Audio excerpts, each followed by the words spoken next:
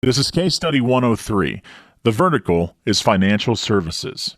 What we're talking about today is how an annuity advisor used lead generation costs.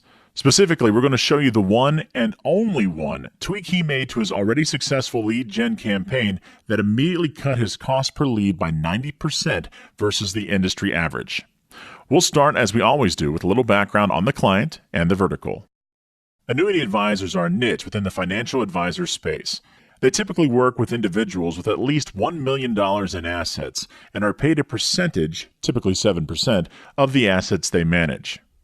So, to give you a typical scenario, the commission for the advisor on a client with $1 million to invest is $70,000. Lead costs for this type of prospect are fairly high, typically running in the $300 per lead range as an industry average. The challenge for us when we met the client was that his in-house lead gen campaign had already been fully optimized through extensive and costly testing and was performing well. His average CPL had hit a floor of $74, which in this industry isn't bad, and it wasn't going down any further. They had tried various targeting methods to beat that number, but with no luck. So that's where we came in. We used our real-time behavior tracking, identity resolution, and AI technologies to build a custom in-market targeting audience of prospects who are actively searching for, researching, and pursuing annuity options. Once we delivered the audience, the client launched a Facebook campaign using both our original file and a Facebook lookalike audience using our file as the source. No creative was changed. All ads, landing pages, and other collateral remained the same. It was a simple A-B split test of the client's targeting versus in-market targeting. Let's run through the numbers and see how it worked out.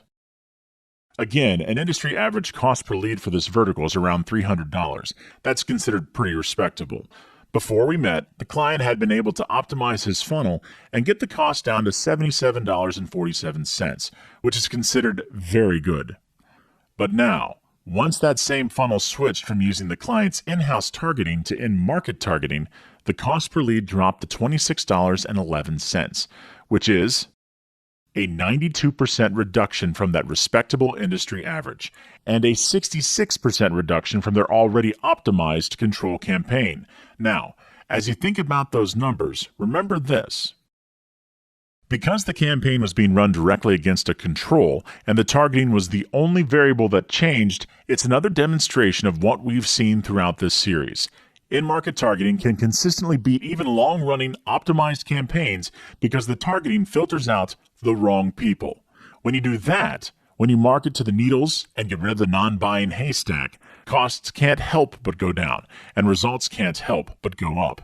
And that's how you consistently get results like these, across client after client, and across vertical after vertical.